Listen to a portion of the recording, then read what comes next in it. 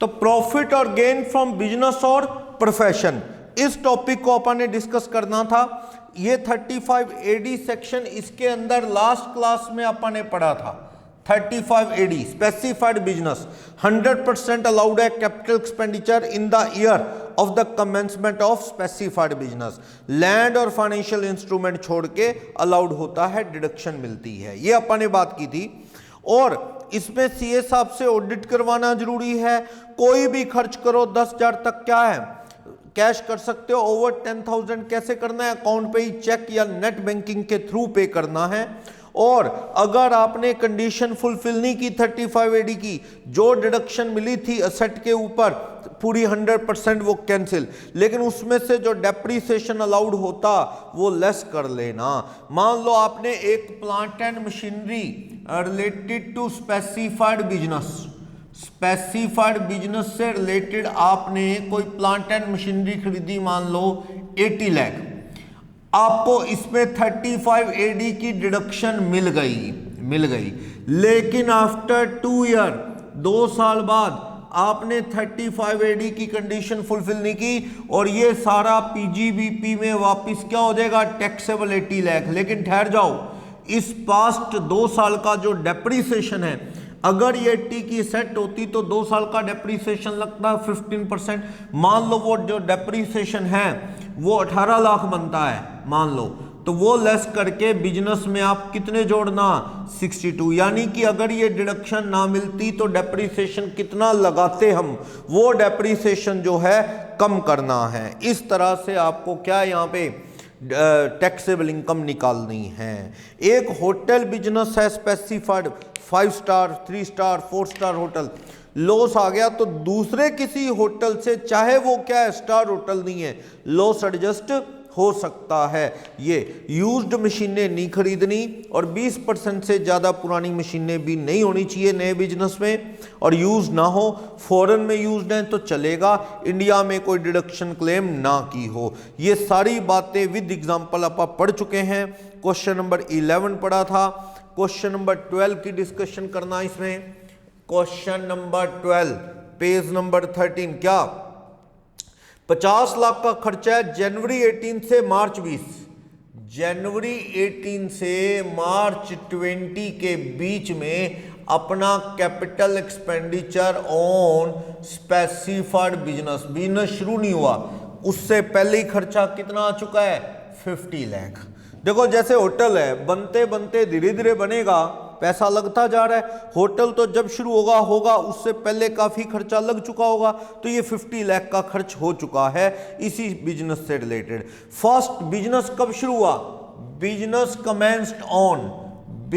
Commenced on 1 अप्रैल 20, यानी कि 2021 में बिजनेस शुरू हुआ। ओके, कहता है कैपिटल एक्सपेंडिचर 2.5 करोड़ का हुआ, जिसमें 1.10 की लैंड है।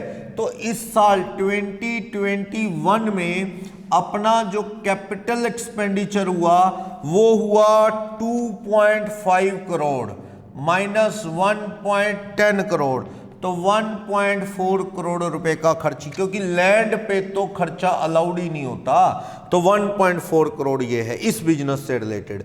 तो हमें कह रहा है प्रीवियस ईयर 20-21 कह दो या असेसमेंट ईयर 21-22 कह दो।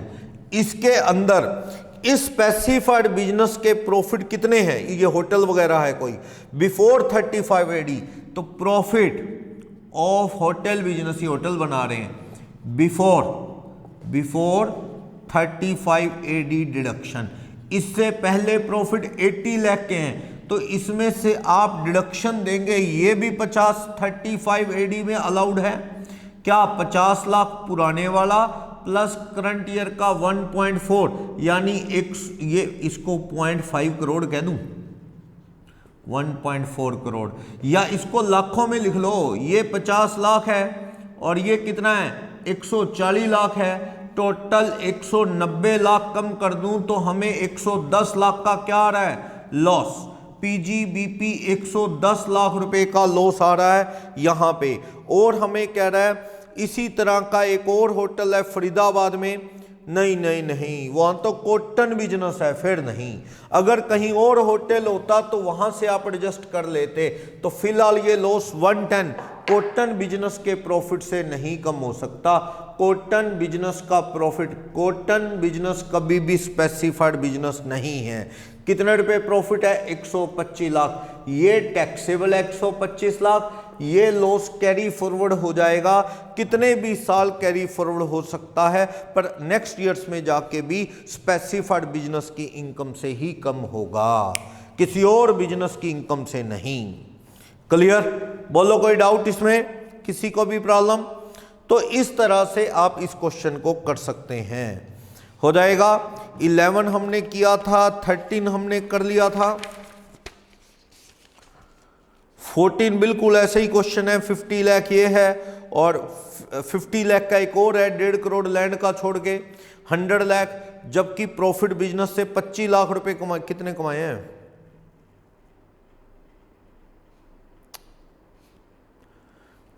25 लाख। ओके, तो हाँ सेम क्वेश्चन है। प्रॉफिट बिफोर 35 एडी 25 लाख है 14 में, 50 पीछे वाले, और यहां पे ये 50 लाख आता है। 2 करोड़ माइनस 1.5 करोड़ की लैंड है, 50 लाख ये, 50 ये, 1 करोड़ कम करें 25 लाख में से तो 75 लाख रुपए का लॉस आता है हमें। एक और होटल है, वहां भी बिजनेस का प्रॉफिट 120 लाख, और होटल है ना, होटल बिजनेस का लॉस होटल बिजनेस से हो जाएगा। ये क्वेश्चन नंबर 14 में क्या कह रहा है कि बिजनेस शुरू होने से पहले के खर्चे कितने हैं, पुराने वाले कितने हैं?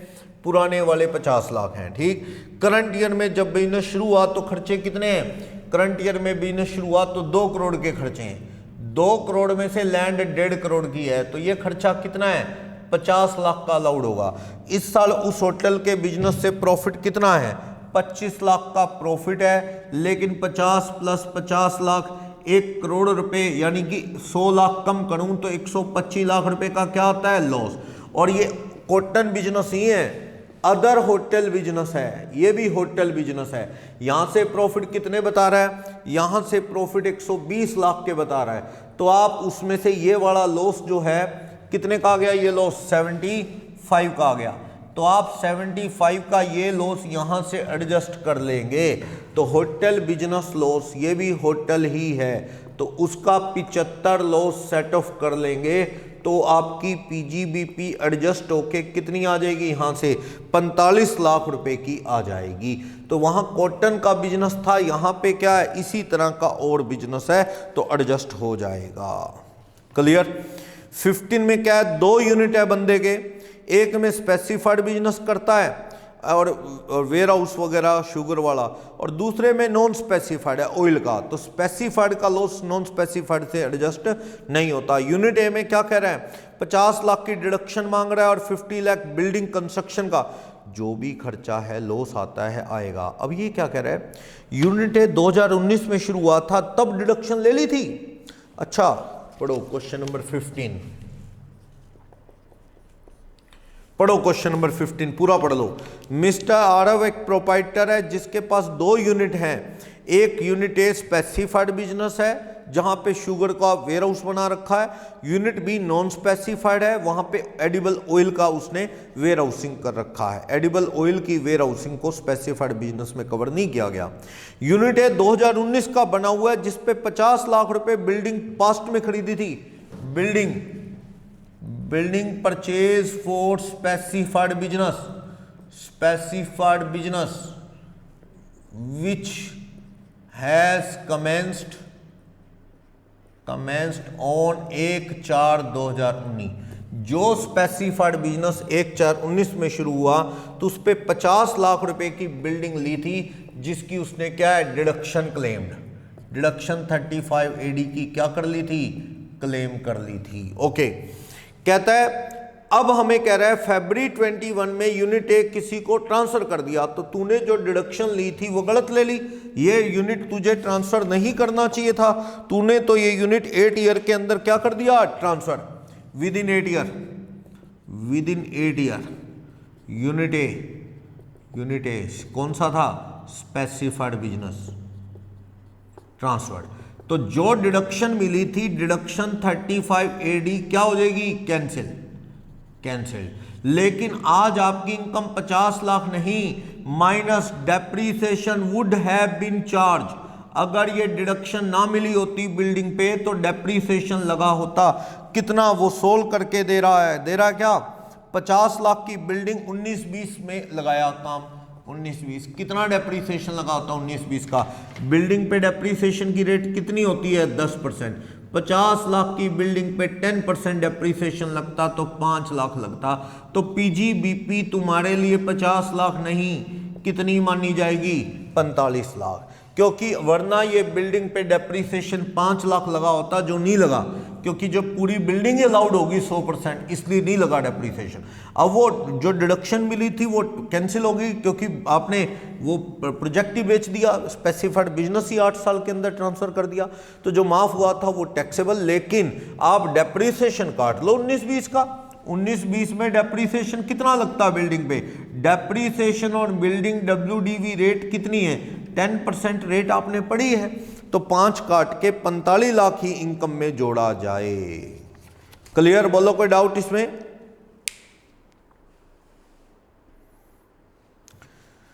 हाँ, दूसरे बिजनेस पे कोई रोक नहीं है, मैं वो सेट ऑफ का चैप्टर बताएगा आपको। स्पेसिफाइड बिजनेस का लॉस सिर्फ स्पेसिफाइड से होता है, उससे ज्यादा आपको set of and carry forward of losses के चैप्टर तक वेट करना होगा। ठीक है, आप वो चैप्टर भी बहुत आगे जाके पढ़ने वाले हैं, कैपिटल गेन अदर सोर्सेज। तो फिलहाल स्पेसिफाइड बिजनेस के लॉस की डिस्कशन कर रहे हैं। चलो,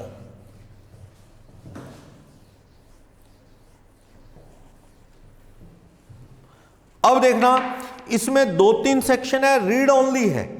रीड ओनली इसलिए कह रहा हूं कि एग्जाम पॉइंट ऑफ व्यू से इंटरमीडिएट में कोई क्वेश्चन शायद नहीं रेज किया जाएगा इनमें। आईसीआई ने अपने स्टडी मटेरियल में से ये सेक्शन हटा दिए हैं, जस्ट फॉर नॉलेज, पढ़ के छोड़ दो, कहीं इसका रेफरेंस लिखा है सेक्शन का तो समझ आ जाए कि हाँ ऐसा कुछ हमने पहले कहीं पढ़ा है, बस ये चीज है। तो पढ़ते हैं section 35 CCA। 35 CCA read only section है, एग्जाम पॉइंट ऑफ व्यू से नहीं।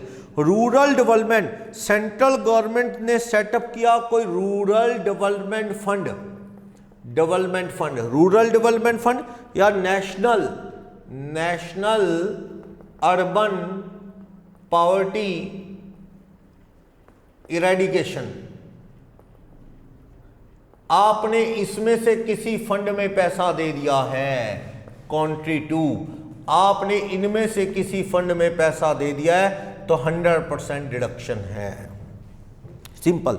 35 CCA में कह रहा है अगर सेंट्रल गवर्नमेंट ने कोई नेशनल रूरल डेवलपमेंट फंड बना रखा है या national urban poverty eradication fund बना रखा है शहर के लोगों की गरीबी खत्म करने के लिए, या रूरल डेवलपमेंट फंड बना रखा है national fund for rural development या national urban poverty eradication fund बना रखा है सेंट्रल गवर्नमेंट ने, अगर आपने इसमें पैसा डाल दिया तो आपको क्या मिलेगी, डिडक्शन 100%। 10,000 आपने नेशनल रूरल डेवलपमेंट फंड में डाल दिया या national urban poverty eradication fund में डाल दिया 10,000, तो आपको कितने की डिडक्शन मिल जाएगी, 10,000 रुपए की। इस सेक्शन में डिडक्शन मिल गई CCA में, तो इसी अमाउंट पे किसी और सेक्शन में डिडक्शन मत क्लेम करना। तो ये था सिंपल सेक्शन रीड ओनली, जैसे 33 AB या ABA रीड ओनली सेक्शन थे बस, ठीक है, टी डेवलपमेंट या site restoration, exam point of view से चाहे छोड़ दें उनको, ऐसे ये भी रीड ओनली सेक्शन है 35 CCA। फिर आता है सेक्शन 35 CCC, ये भी रीड ओनली सेक्शन है।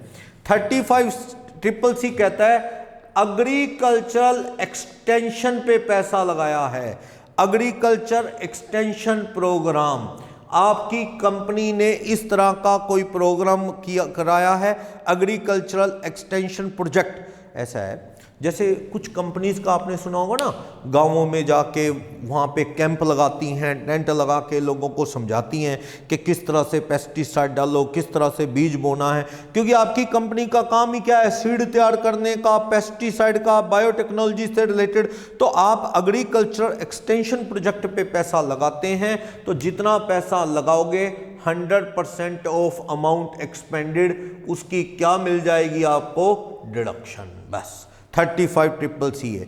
मैं लगाऊंगा क्या, मुझे मिलेगी ना, मेरा काम ही नहीं एग्रीकल्चर से रिलेटेड। तो एग्रीकल्चर एक्सटेंशन प्रोजेक्ट तो वो कंपनियां लगाएंगी ना जिनका काम बीज बेचना है, फर्टिलाइजर, पेस्टिसाइड्स बेचना है, उस तरह की कंपनीज का काम है किसानों के वहाँ जाके कैंप लगा के लोगों को गाइड करना, समझाना करना और अपने प्रोडक्ट के बारे में बताना, वो एग्रीकल्चर एक्सटेंशन प्रोग्राम में आता है। अगर आप इस तरह के प्रोजेक्ट में पैसा लगा रहे हैं, जितना पैसा लगाओगे, लोगों को गाइड, फार्मर को ट्रेनिंग दोगे, गाइड करोगे, जितना पैसा लगेगा, ये programme ministry of government of India से, एग्रीकल्चर मिनिस्ट्री से अप्रूव होना चाहिए। सरकार से परमिशन लेके प्रोजेक्ट लगाओ, जितना पैसा खर्चोगे उतने की डिडक्शन 100%। 5 करोड़ खर्चा 5 करोड़ की डिडक्शन, 1 करोड़ खर्चा 1 करोड़ की डिडक्शन, पर इंडिया सरकार की एग्रीकल्चरल मिनिस्ट्री से परमिशन लेके खर्चना। तो करती हैं कंपनीज खर्च, समझाती हैं किसानों को, तो वो खर्चा 100% अलाउड है। इसके बाद सेक्शन 35 CCD घटती जा रही है।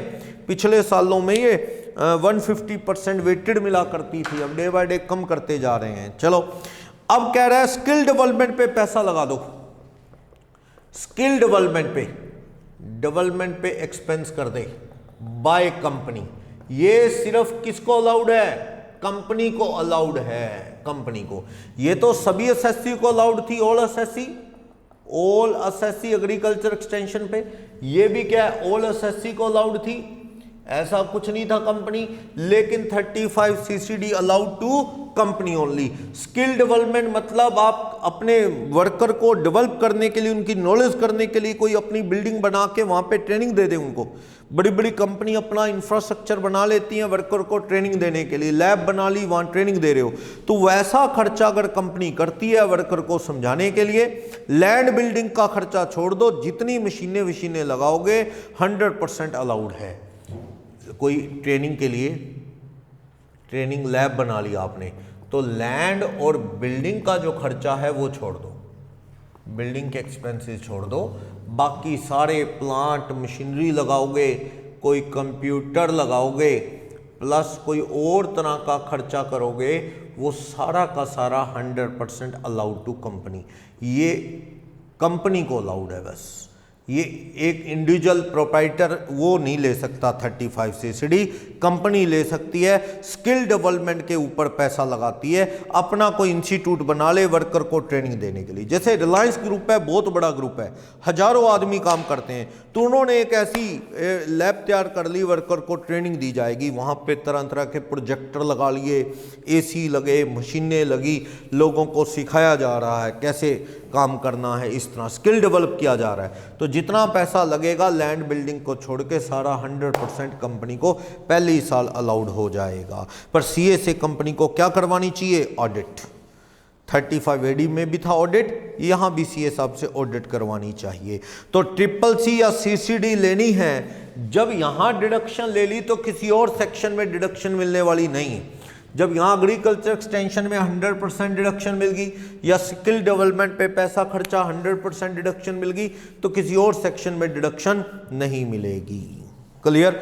और जिसने 115 BSc, BAA, BAD एटसेट्रा वो थी ना, स्लैब रेट कम ज़्यादा, तो BSc काम आता है एक इंडिविजुअल HF के लिए 115 BSc, कि वो स्लैब बदल जाती है 2.5 लाख से 5 लाख तक 5%, 5 लाख से 7.5, 10, 7.5 से 10 लाख तक 15%, 10 से 12.5, 20, 12.5 से 15 लाख 25, 15 लाख से ऊपर 30, वो कम रेट वाली रेट ऑप्शन थी, उसमें बड़ी डिडक्शन नहीं मिलती, तो ये भी नहीं मिलती। CCC और CCD, हाँ CCA पे रोक नहीं है, लेकिन CCC और CCD वो कंपनीज वो एसएससी नहीं ले सकते जो क्या है 115 BAC या BAA, BAB या BAD ऑप्शन ऑप्ट कर लेते हैं, तो उनको ये डिडक्शन नहीं मिलेगी। क्लियर? तो ये तीनों सेक्शन रीड ओनली थे, आप छोड़ना चाहें छोड़ सकते हैं। एग्रीकल्चर एक्सटेंशन पे जो खर्चा करेंगे लोग 100% अलाउड। स्किल डेवलपमेंट के लिए लैब वैब बनाएंगे, ट्रेनिंग देंगे वर्कर को, उस पर जो कंपनी खर्चा करेगी कंपनी को 100% अलाउड। या पॉवर्टी इरेडिकेशन प्रोग्राम या रूरल डेवलपमेंट पे खर्चा करोगे तो 100% डिडक्शन मिलेगी। ये 35 CCA के अंदर था। ठीक है, चलो नेक्स्ट क्वेश्चन नंबर 16 की डिस्कशन करते हैं। ये क्वेश्चन नंबर 16 जो है ये सेक्शन 35 साइंटिफिक रिसर्च वाले टॉपिक से रिलेटेड है।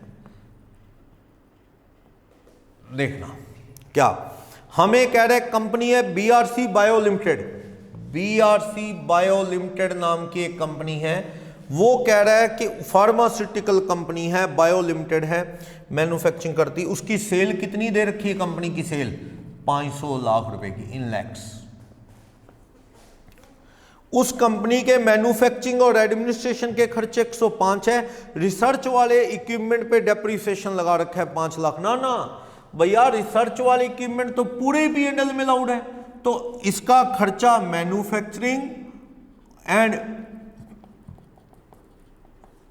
105 लाख में से 5 लाख का डेप्रिसिएशन डिसअलाउड कर दो, क्योंकि जब वो पूरे इक्विपमेंट ही 100% अलाउड होते हैं तो डेप्रिसिएशन अलग से अलाउड थोड़ी होगा।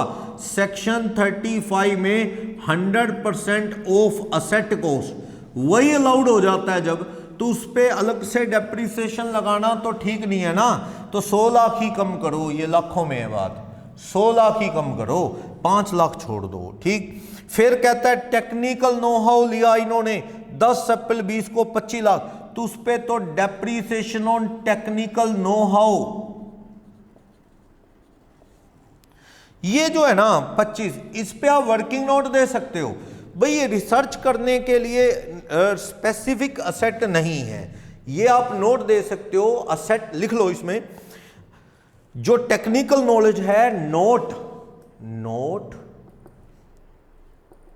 डायरेक्टली यूज्ड या not directly for scientific purpose, तो साइंटिफिक पर्पस के लिए नहीं है, नहीं तो इसका भी कितना अलाउड हो जाएगा, 100% अलाउड हो जाएगा। तो फिर मैं इस पे क्या लगा सकता हूं, सिर्फ डेप्रिसिएशन कितना 6.25 लाख ऐसे। अगर आप इसमें अजम्पशन ये दे दो कि ये भी रिसर्च में काम आने वाली असेट है, तो ये भी कितना अलाउड हो जाएगा 100, क्योंकि एक्चुअल में बिल्डिंग मशीनें वो रिसर्च में काम आती हैं, ये फॉर्मूला वगैरह है, तो फॉर्मूला रिसर्च से रिलेटेड नहीं but can be used for business, business जिस चीज का है उसमें काम आएगा, तो इस पे आप खाली क्या लगा सकते हैं, डेप्रिसिएशन। अगर आप अजम्पशन दे दो कि नहीं ये भी रिसर्च के लिए है, फिर 100% यहां 25 अलाउड इसका भी कर सकते हो। नेक्स्ट, कंपनी ने रिसर्च के लिए खुद इन हाउस ट्रेनिंग पे खर्चा किया, इन हाउस ट्रेनिंग खुद की रिसर्च, इन हाउस रिसर्च पे जो एक्सपेंसेस हैं वो 100% अलाउड होते हैं। क्या खुद खर्चे किए, ओन एक्सपेंसेस, खुद की रिसर्च पे खर्च कितने किए, 61, 10 और 30 कितने, रिसर्च के इक्विपमेंट उन पे डेप्रिसिएशन लगा रहा था ना, ना पूरा इक्विपमेंट ही अलाउड है। साइंटिस्ट की सैलरी रिसर्च पे और खर्चे 30, तो 100 लाख ये अलाउड हो जाएगा। फिर कह रहा है कि रिसर्च के लिए किसी दूसरों को दिया, पेमेंट फॉर साइंटिफिक रिसर्च, दूसरों को साइंटिफिक रिसर्च के लिए दिया है, साइंटिफिक रिसर्च के लिए दूसरों को दिया कितना 10, उसका 100% कितनी मिल जाएगी 10 लाख। इस तरह से ये पीजीबीपी आप सॉल्व कर पाएंगे, ठीक, क्योंकि सेल है तो बिजनेस में फॉर्मूला यूज भी तो होता होगा, रिसर्च के लिए स्पेशली नहीं है। अगर रिसर्च के लिए तो पूरा 25 ही अलाउड कर सकते हो आप, वो आपकी अजम्पशन है 283.75।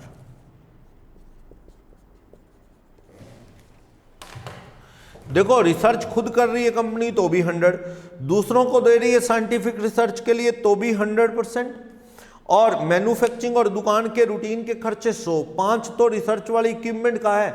जो रिसर्च का इक्विपमेंट ही पूरा अलाउड हो जाता है तो उसका डेप्रिसिएशन और अलाउ करोगे क्या, फिर तो 2 डिडक्शन मिल जाएगी, नहीं डेप्रिसिएशन अलाउ नहीं होना चाहिए।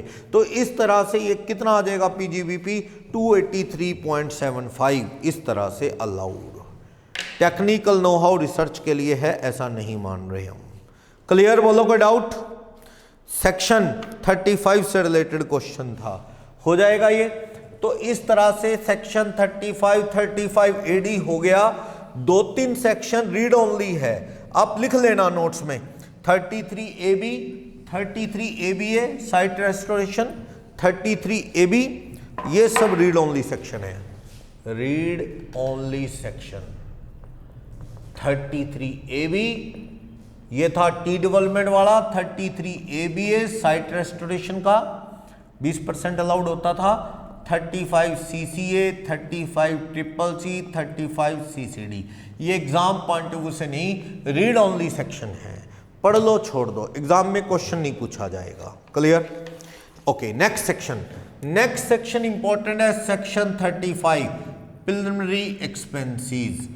कंपनी के खर्चे ज्यादा होते हैं, कंपनी के अलावा भी लोगों के प्रिलिमिनरी एक्सपेंसेस हो सकते हैं। हाँ, प्रिलिमिनरी एक्सपेंसेस में कंपनी के तो बड़े होते हैं, जैसे कंपनी को मेमोरेंडम छपवाना है, आर्टिकल बनवाना है, कॉमन सेल बनवानी है, आरओसी की फीस देनी है, ये सब क्या है, शेयर इशू करने, प्रमोटर को देना है, तो वो सब प्रिलिमिनरी है।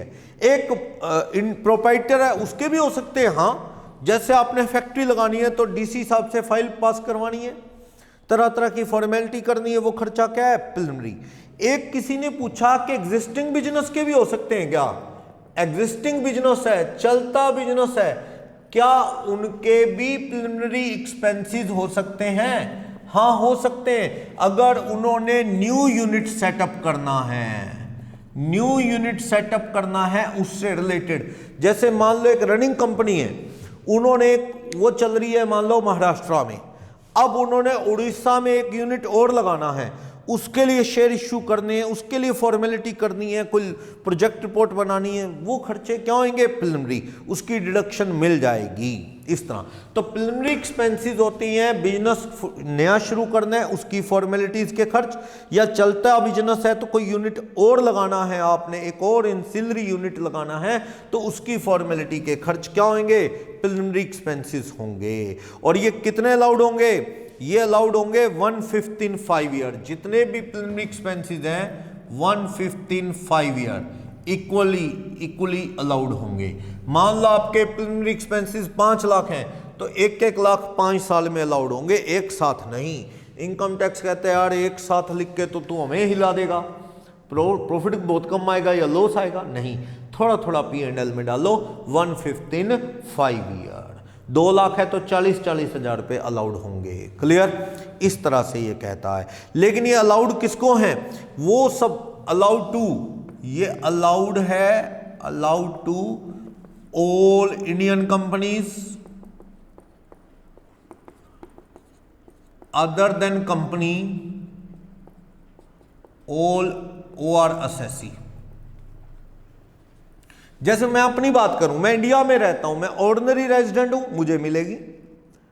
एक पार्टनरशिप है इंडिया में चल रही है, वो ऑर्डिनरी एसएससी है, ऑर्डिनरी रेजिडेंट है, उसे मिलेगी।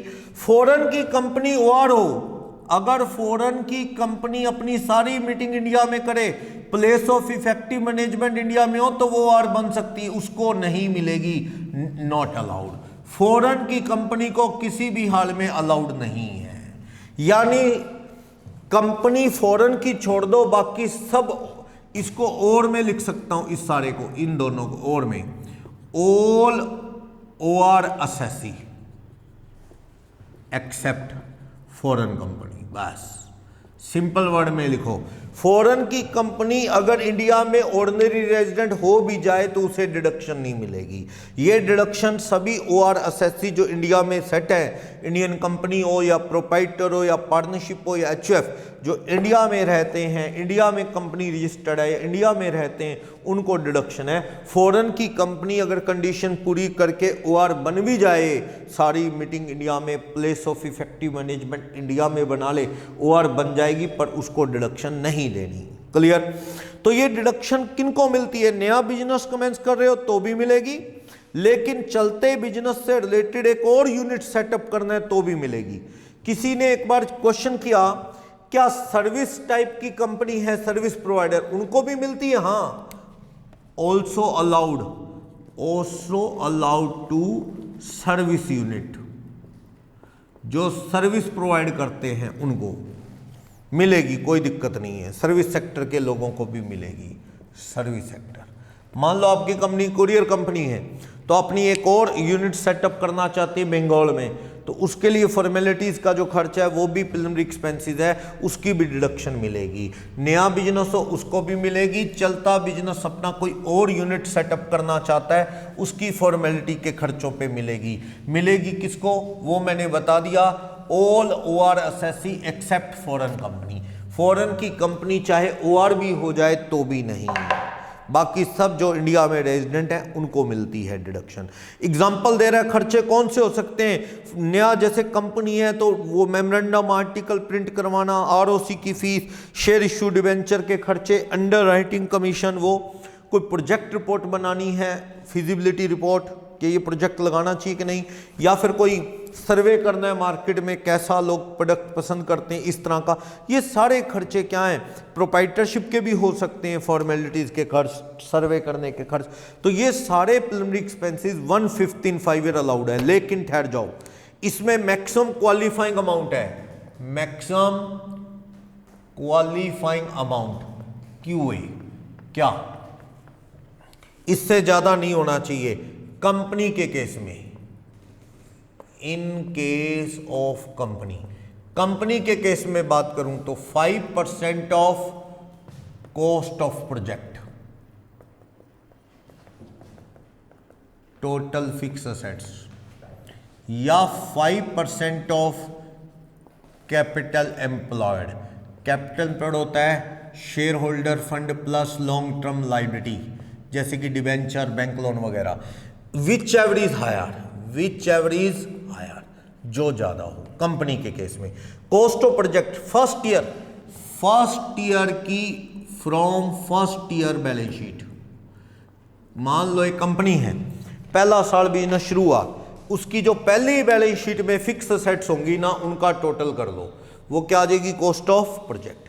कंपनी शुरू हुई 19-20 में, तो 31 मार्च 20 की बैलेंस शीट में फिक्स असेट्स का क्या कर लो आप? टोटल। फिक्स असेट्स का जो टोटल करोगे वो टोटल फिक्स असेट्स का वही क्या है? कॉस्ट ऑफ प्रोजेक्ट, उसका 5% कर लो, ठीक।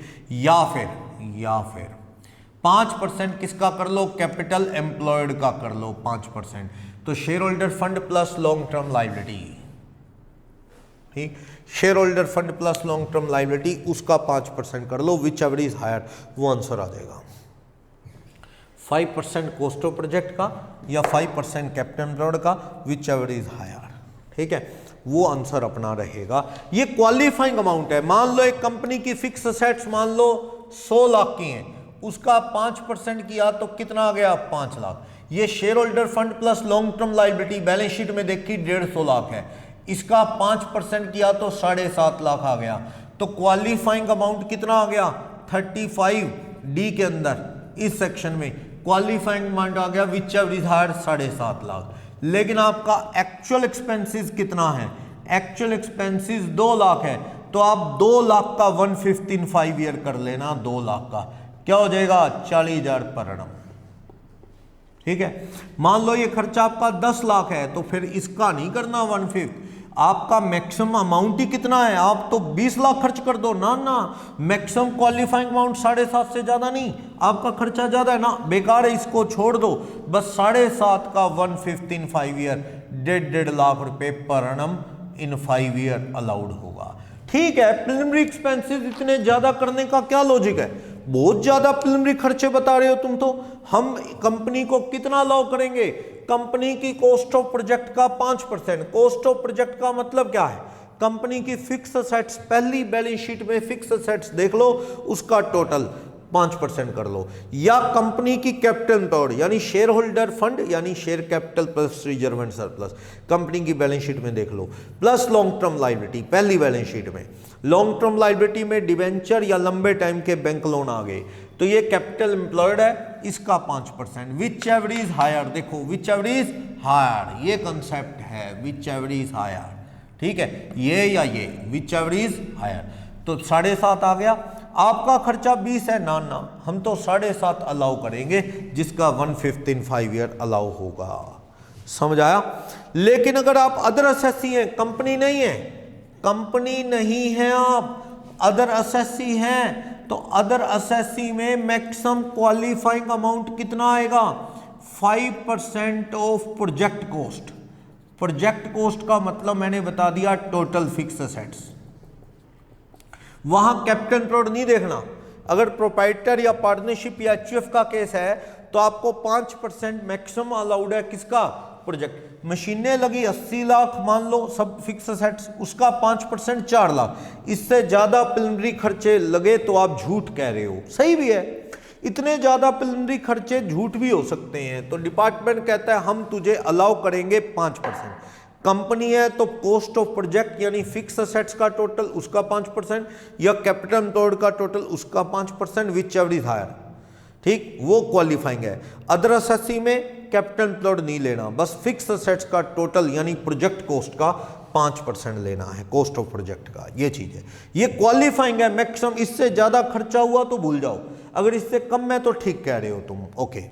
तो आप इसको क्लियर कर सकते हो अच्छे से। 1/5 इन 5 ईयर इक्वल इंस्टॉलमेंट में। प्रोजेक्ट कॉस्ट का मतलब बता दिया, फिक्स असेट्स का टोटल है, कैपिटल एम्प्लॉयड का मीनिंग बता दिया, डिडक्शन बिजनेस जिस साल शुरू हुआ उस साल से लेके 4 साल और टोटल 5 साल डिडक्शन मिलेगी। अगर मान लो आपने नया बिजनेस शुरू किया, प्रिलिमिनरी खर्चे हो गए आपके 20 लाख, लेकिन आपका क्वालिफाइंग अमाउंट 7.5 आ गया, ये क्वालिफाइंग अमाउंट है, तो इसका 1/5 अलाउड होगा, 1.5 लाख 5 साल। 2 साल कंपनी ने डिडक्शन ली 1.5 लाख, तीसरे साल अमलगामेशन हो गया इस कंपनी का, तो आगे के 3 साल डिडक्शन कौन ले लेगी? अमलगामेटेड कंपनी 1.5 लाख की, यानी ये डिडक्शन बेकार नहीं जाएगी, अमलगामेटेड कंपनी डिडक्शन ले लेगी, ये कह रहा है। क्लियर? 35 AD तब तक नहीं मिल सकती जब सीए से ऑडिट ना करवा लो। 44 AB सेक्शन आएगा इस चैप्टर में सीए से ऑडिट का। सीए से ऑडिट कंपनी तो करवाती है, उसको तो कहने की जरूरत नहीं, उनकी कंपलसरी ऑडिट सीए से। बाकी एसएससी की सिचुएशन पे डिपेंड करता है ऑडिट होगी कि नहीं, पर 35D की डिडक्शन लेनी है 1/5 इन 5 ईयर प्रिलिमिनरी एक्सपेंसेस की, तो जरूरी है इसके लिए आप क्या सीए से ऑडिट करवा ले, और सीए फॉर्म 3 भी भर देगा, वो आपको डिपार्टमेंट को देना है रिटर्न भरने की डेट से 1 महीना पहले। मान लो रिटर्न भरने की जो डेट है, रिटर्न ऑफ इनकम की ड्यू डेट जो है एक प्रोप्राइटर के लिए 31 जुलाई है, मान लो 31 जुलाई 2021, तो आपको इससे 1 महीना पहले 1 मंथ बिफोर, इस ड्यू डेट से 1 महीना पहले यानी 30 जून 21 तक आपको form B CA 3B CA से फ्रॉम CA लेके जमा करवा देना चाहिए कि हाँ ये डिडक्शन करेक्टली क्लेम्ड है। तो ये फॉर्म 1 महीना पहले जमा करवाना है रिटर्न भरने की ड्यू डेट से पहले, ताकि कल को आप रिटर्न भरो तो डिपार्टमेंट पहले से ही रेडी हो कि हाँ ये डिडक्शन तूने जो बताई है वो सही है, वो पहले चेक करके रखेंगे, ये चीज है। तो ये सेक्शन 35D समझ आया प्रिलिमिनरी एक्सपेंसेस का। 35D section 35D preliminary expenses का है।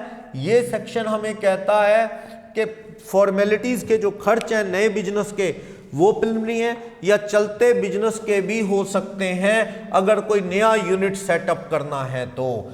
कंपनी के केस में मैक्सिमम क्वालिफाइंग अमाउंट जो एलिजिबल अमाउंट है वो है कॉस्ट ऑफ प्रोजेक्ट का 5% या कैपिटल एम्प्लॉयड का 5%, विच एवर इज हायर। ये मैक्सिमम लिमिटेड अमाउंट है, क्वालिफाइंग अमाउंट है। इससे ज्यादा खर्चा हुआ आपका प्रिलिमिनरी तो भूल जाओ, इससे कम हुआ तो जो आप कह रहे हो सही हो, उसका 1/5 इन 5 ईयर अलाउड होगा। अदर एसएससी में कैपिटल एम्प्लॉयड नहीं लेना। कॉस्ट ऑफ प्रोजेक्ट का मतलब पहली बैलेंस शीट की फिक्स असेट्स का टोटल कर लो, वो उसका 5% मैक्सिमम क्वालिफाइंग अमाउंट आएगा, जिसका 1/5 इन 5 ईयर आपको डिडक्शन मिलेगी।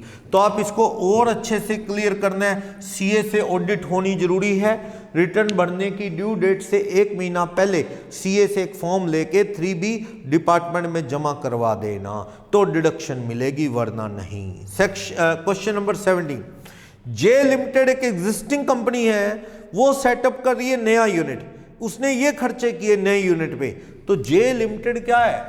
जे लिमिटेड एक एग्जिस्टिंग कंपनी है, going to set up new unit, तो नया यूनिट लगाने पे प्रिलिमिनरी खर्चे होते हैं, उसकी डिडक्शन मिलेगी। तो प्रिलिमिनरी खर्चे कितने हैं? प्रिलिमिनरी एक्सपेंसेस इनके जो हुए, इनकर्ड प्रिलिमिनरी एक्सपेंसेस, ये कह रहा है प्रोजेक्ट रिपोर्ट बनाई 4 लाख खर्चा हुआ, ठीक है, सर्वे की मार्केट की 5 लाख खर्चा हुआ, और लीगल फॉर्मेलिटी कैपिटल और इशू करनी है, एडिशनल कैपिटल बढ़ानी है, तो वो सब मिला के खर्चा 11 लाख अपना हो चुका है। एक्चुअल जो खर्चे हैं प्रिलिमिनरी एक्सपेंसेस कितने हो गए? एक्चुअल खर्चे 11 लाख हो गए हैं। हमें कह रहा है इस कंपनी की बात करो, कंपनी कौन सी है? J limited. इस कंपनी की बात करो तो फर्स्ट पॉइंट, प्रोजेक्ट कोस्ट का कितने परसेंट, 5%। तो कॉस्ट ऑफ प्रोजेक्ट कितना है, 30 लाख। 30 लाख का 5% कितना हो जाएगा, 1.5 लाख। दूसरा कैपिटल एम्प्लॉयड का 5%, कैपिटल एम्प्लॉयड का 5%। तो कैपिटल एम्प्लॉयड 40 लाख है, उसका 5% कितना आ जाएगा, 2 लाख। इनमें से विच एवर इज हायर, जो इनमें से ज्यादा है वो अपना क्वालिफाइंग अमाउंट है, क्वालिफाइंग अमाउंट है। तो आप देखो क्वालिफाइंग अमाउंट कितना आ जाएगा, 1.5 लाख के 2 लाख, क्वालिफाइंग अमाउंट 2 लाख। आपका maximum qualifying amount under section 35D 2 lakh आ गया, लेकिन आपके एक्चुअल एक्सपेंसेस कितने, एक्चुअल प्रिलिमिनरी एक्सपेंसेस तो 11 लाख है। तो भैया भूल जाओ इस 11 लाख को, तो आपको डिडक्शन अंडर सेक्शन 35D कितनी मिलेगी, इस 2 लाख का 1/5 इन 5 ईयर, 40,000 पर annum फॉर नेक्स्ट 5 ईयर, 40,000 पर annum नेक्स्ट 5 ईयर में आपको डिडक्शन मिलेगी। 40,000, 40,000, 40,000, 40,000, 40,000, 5 साल में 2 लाख की डिडक्शन मिलेगी। क्लियर। उसके बाद आता है इलस्ट्रेशन या question number 18।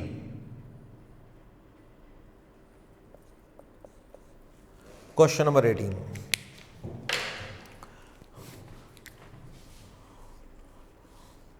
Question number 18, x limited एक इंडियन कंपनी है, उन्होंने अंडरटेक की extension of its existing undertaking. तो कहता है उनके ये खर्चे क्या क्या हैं, तो प्रिलिमिनरी एक्सपेंसेस कितने हैं उनके बताना।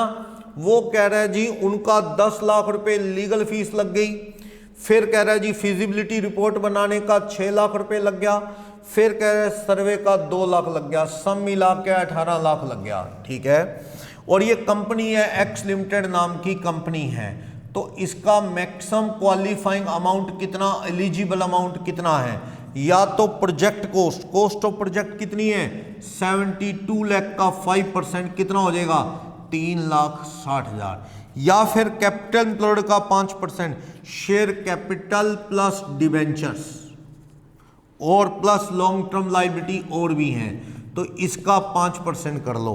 तो 5% शेयर कैपिटल कितनी है 40 lakh plus 20 lakh plus 40 lakh,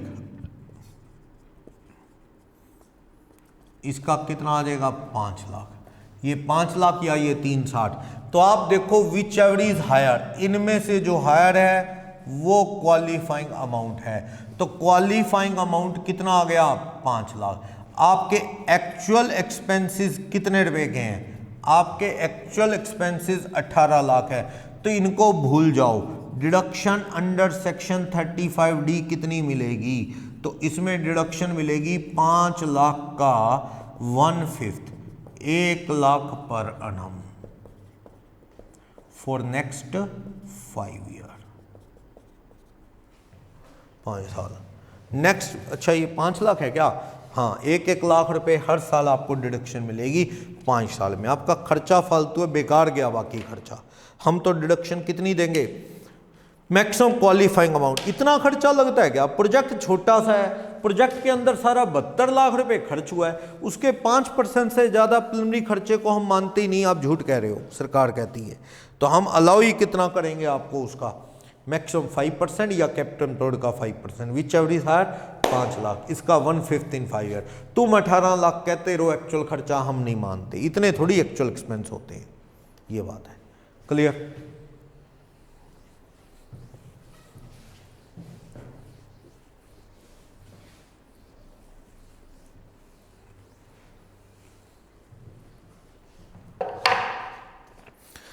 section 35D 35DD ये भी रीड ओनली सेक्शन है।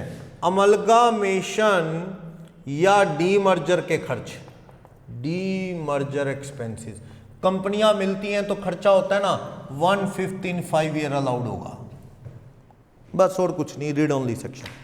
कंपनीज मिलती हैं, 2 कंपनियां मिल गई तो फॉर्मेलिटीज होंगी ना अमलगामेशन या डीमर्जर की, उसके जो खर्चे होते हैं वो 1/5 इन 5 ईयर अलाउड होते हैं, बस बाकी ये काम नहीं आता। हाँ काम आएगा सेक्शन 35 DDA, सेक्शन 35 DDA।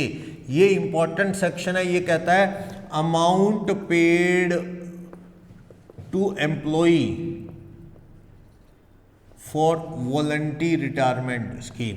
जो वीआरएस का एम्प्लॉय को मिलता था वो तो सैलरी में आ गया 1010C। मैं तो एम्प्लॉयर के एंगल से कह रहा हूं, कंपनी या प्रोप्राइटर जो भी है वो अपने एम्प्लॉय को कहता है भी लड़ाई झगड़े के बिना रिटायरमेंट ले लो, पैसा ले लो, जितना पैसा दोगे 1/5 इन 5 ईयर अलाउड होगा। यहां याद रखना, अगर आप कहता है 1/5 क्या करना है, 1/5 ऑफ ईच इंस्टॉलमेंट पेड। आप अगर किश्तों में देते हो तो जब जब दोगे उसको 5 पार्ट में डिवाइड करना है। जैसे 10 लाख दे दिया 19-20 में, तो 19-20 से लेके 5 साल में अलाउड, फिर 20-21 में 10 और दिया, वो भी 5 बार में अलाउड। जब जब दोगे 5 साल में अलाउड होगा। हर इंस्टॉलमेंट को 5 सालों में अलाउड करना है। 1/5 ऑफ ईच इंस्टॉलमेंट पेड, 5 सालों में इक्वली अलाउ करना है वीआरएस का खर्च। तो सेक्शन 35 DDA, अगर वॉलंटरी रिटायरमेंट स्कीम से किसी को रिटायर करके आपने कंपनसेशन दिया तो 5 सालों में अलाउड होगा 1/5 इन 5 ईयर। जब जब पे करोगे उसको 5 किश्तों में बांटना है। अगर आपने वीआरएस में 1 करोड़ दिया तो 20-20 लाख रुपए 5 साल में आना है। 2 साल तो आपने 20-20 राइट ऑफ किया P&L से। तीसरे साल से पहले आपकी कंपनी अमलगामेट होगी या डिमर्ज होगी, तो अगले 3 साल की डिडक्शन 20-20 लाख की कौन ले लेगा, अमलगामेटेड कंपनी या डिमर्ज कंपनी। यानी ये डिडक्शन बेकार नहीं जाएगी। किश्तों में पे करते हो तो हर किश्त को डिवाइड करना है 5 सालों में। क्वेश्चन नंबर 19 से समझ लो इसे। क्वेश्चन नंबर 19 कह रहा है एक्स कंपनी ने वीआरएस के लिए 10 लाख रुपए दिया 2 एम्प्लॉइज को, तो कब दिया, 20-21 में। अमाउंट पेड इन 2020-21 10 लाख रुपए पे किया। इसकी डिडक्शन मिलेगी 2020, 21, 22, 23, 24, 25। इसकी आपको डिडक्शन मिलेगी अंडर सेक्शन 35 DDA। कितनी मिलेगी देखो, आप देखो 10 लाख का 1/5 कितनी मिलेगी डिडक्शन, 2 लाख, फिर 2 लाख, फिर 2 लाख, फिर 2 लाख, फिर 2 लाख, ऐसे। तो 10 लाख आपको 5 साल में अलाउड होंगे सेक्शन 35 DDA में। अब क्वेश्चन नंबर 20 में कहता है अगर ये खर्चा 3 सालों में दिया होता तो हर किश्त को 5 में डिवाइड कर लो। जैसे कि कह रहा है अगर ये पैसा 20-21 में 5 लाख दिया, फिर 21-22 में 3 लाख दिया, फिर 22-23 में 2 लाख दिया, फिर किश्तों में दिया, तो भैया डिडक्शन फिर अलग तरीके से मिलेगी, हर किश्त को इंडिविजुअल पेमेंट मानते हुए। क्वेश्चन नंबर 20 में क्या कह रहा है देखो, वो कह रहा है amount paid for VRS, paid for VRS कब कब दिया। ये कह रहा है 20-21 में कितने रुपए पे किया, 20-21 वाले साल में 5 लाख पेड किया। 21-22 वाले साल में कितना पेड किया, 2 लाख पेड किया। और 22-23 वाले साल में कितना पेड किया, ये पे किया, ये 3 लाख है ना, ये 2 लाख पेड किया। टोटल आपने 10 लाख रुपए पेड किया। ओके, आप इसको भी 5 सालों में डिवाइड करेंगे, इसको भी 5 सालों में डिवाइड करेंगे, इसको भी 5 सालों में डिवाइड करेंगे। 1 लाख पर annum, इसको करोगे तो 60,000 पर annum, इसको करोगे तो 40,000 पर annum।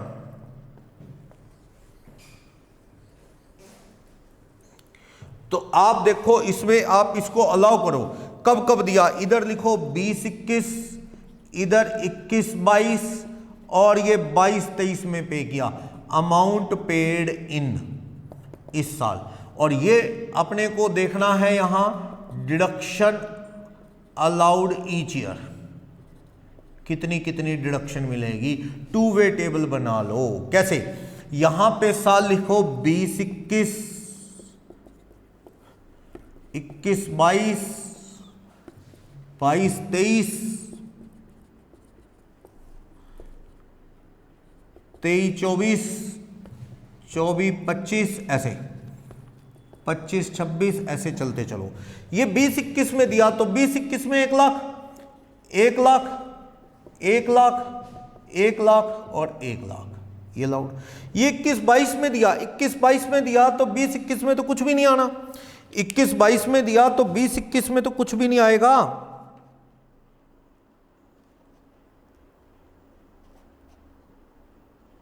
चलो तो देखो यहां पे 21-22 में दिया 60, तो 21-22 में 60, 22-23 में 60, 23-24 में 60, 24-25 में 60, 25-26 में 60। फिर आपने दिया 40,000 रुपये 22-23 में, तो 22-23 में आएगा 40,000, फिर 40, फिर 40, फिर 40, अभी एक साल और, कौन सा साल, 2026-27 में कितना, 40।